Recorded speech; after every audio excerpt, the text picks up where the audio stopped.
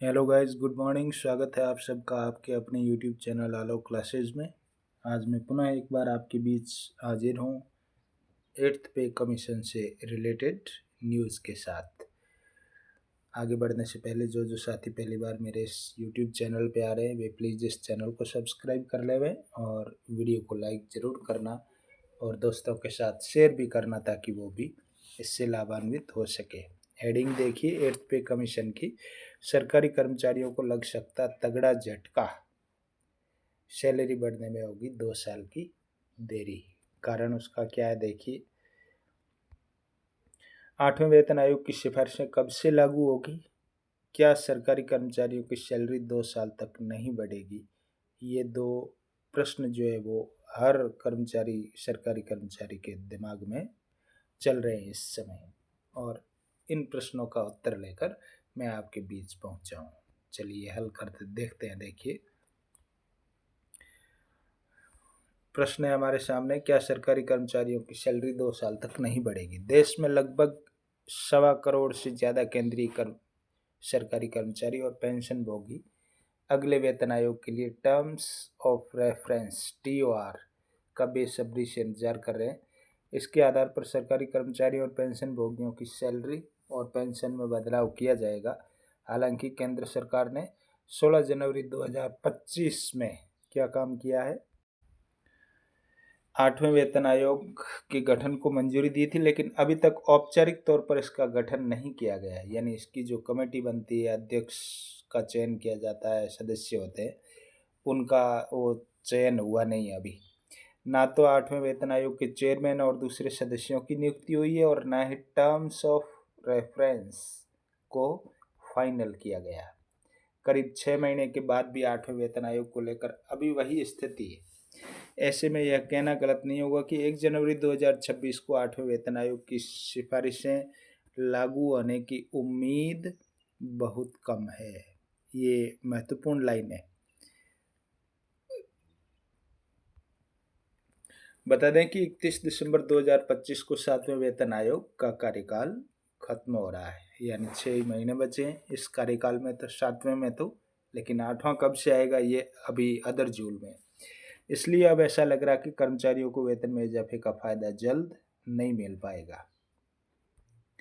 पिछले 2 कमीशन में क्या हुआ? 6ठे और 7वें में देखो, पिछले 2 पे कमीशन 6ठे और 7वें ने रिपोर्ट तैयार करने और लागू करने में करीब 2 से 2.5 साल का औसत समय लिया है।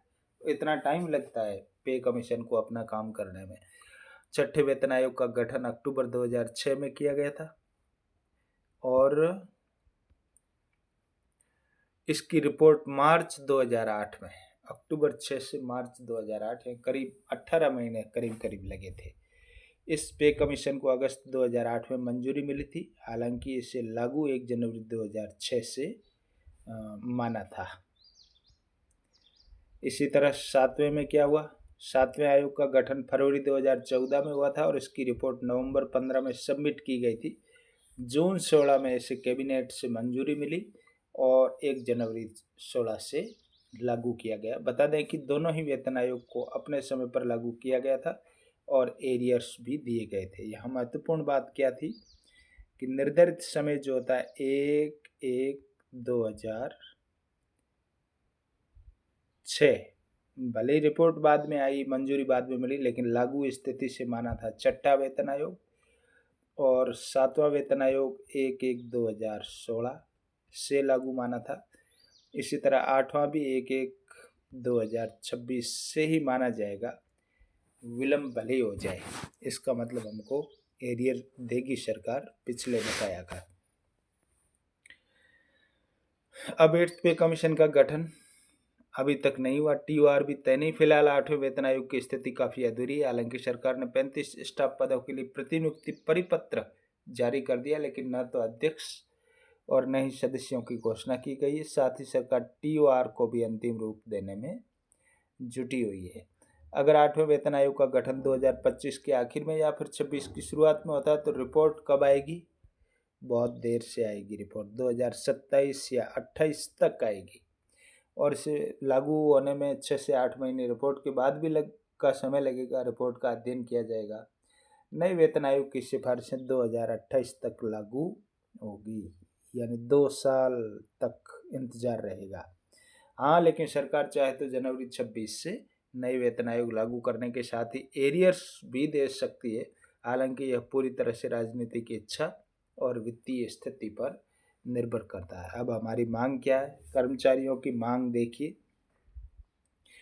कर्मचारी संगठनों ने सरकार को कई सुझाव दिए और इनमें 5 सदस्यों के परिवार के आधार पर न्यूनतम सैलरी फिक्स करना, पे लेवल को मर्ज करना और हर 5 साल पर पेंशन के रिवीजन व 12 साल बाद कंप्यूटेड पेंशन के रिस्टोरेशन जैसी मांगें शामिल की है। इसके अलावा कर्मचारियों की मांग है कि 50% डियरनेस अलाउंस को बेसिक सैलरी में जोड़ा जाए।